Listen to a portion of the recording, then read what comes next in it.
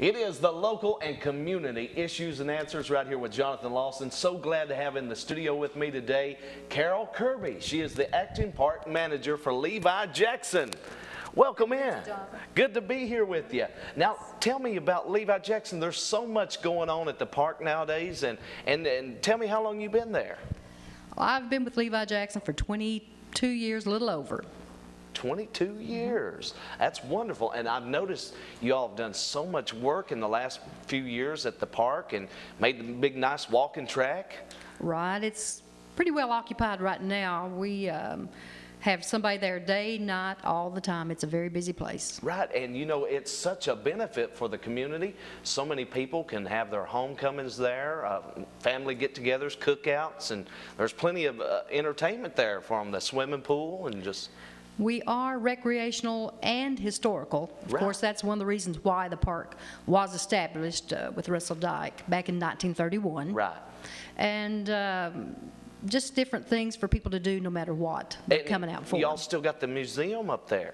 We do right now. We're not sure this year how we're going to operate, hopefully fully for everything, but Right. as far as budget goes, right now, you know, we're having a little difficult times, the state does, but we'll see this year how we get things operated. Right, and we need to encourage the people to give back to Levi Jackson by, you know, supporting them and take your part in keeping the park going. That is true now. At one time we had a Friends organization, and we are wanting to establish that again. Okay. So if anyone is interested in that, they are welcome to please call the park.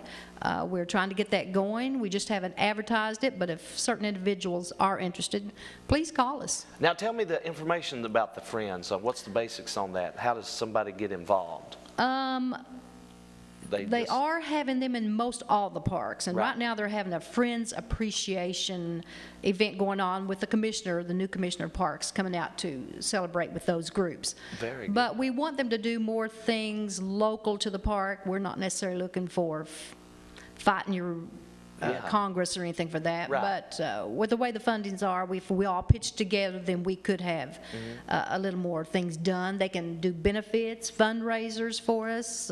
Wonderful. Anything like that. But we sure are wanting to get that going. And you know, the park has been around so many wonderful years and been such a benefit for so many people. You got the amphitheater there. I know many concerts has been there, and even beauty pageants. Well, of course, the Laurel County Homecoming Festival, that's Right. one of the bigger ones, and I think we had maybe they're estimating 16,000 this past year at the homecoming. And it changes from hand to hand. All these free duties that people do is, Right. again, another reason for needing help. But we always prepare pretty much year to year for that thing. With the amount of people that visit the Levi Jackson State Park and, you know, the amount of traffic that comes through, I'm sure it takes a lot of maintenance to keep the park going. It does, and right now we're really having to try to get in the swing of preparing, sowing some grass and straw, and fixing some of the other things that are, since it's so used, it is quite a bit worn out in places that Right. it's a hard chore to keep it going. Now, do you all need workers currently? You need people to get involved? It is on our website for the parks.ky.gov. You can look for Levi Jackson or any of that. At the bottom of it, it has a volunteer app that you can click on, fill out the application, Right. come by the park. You can do it for one day, or it can be a long-term volunteer. But Right. yes, we always need volunteers. And the park is a safe place, too, because you got the park rangers there. And, you know, they're constantly looking over everything, and that's good. We do.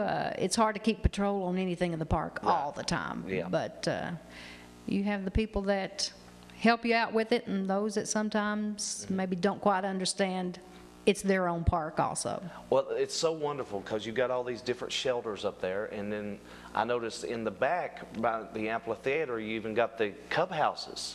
Still there. The only park that does still have a group camp on their park, and we still have church groups, meetings all the time, whether they use the cabins or not. We may look at doing something differently with those cabins.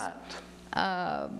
The clubhouse is open to anyone for anything. We just try to work with you on it. Very good. And, you know, I notice a lot of people, you know, a park is such a beautiful place, especially up there where the water is going over and, the mill. and the duck pond and things like that. And you see pictures of people up there all the time, you know, people visiting and with their families. And it's just wonderful. I think that probably is the most visited part of the park. Of course, with the ducks, the kids feeding the ducks, and you don't dare attempt to hurt a duck on the park. But many proposals, weddings held down there. That's why they want to get married there. It's just a very busy, used area. Right. We are one of the most busiest day-use parks in the park system. Well, you know, the last few times that I've been there, I stayed pretty busy, but I've noticed so much change. It's so much work, like how you change the roadway there, and instead of going around, you go up again. And, you know, things like that, extended parking lots by the duck pond. Right. Just everything. Right. Bus tours is one thing we provided that for. And of course, usually we actually operate the mill and grind the corn. You can buy stone ground, gluten-free cornmeal there if that's an interest for you. The new trail is called the Maharig's Mill Trail. It was designed that way. It's a mile to the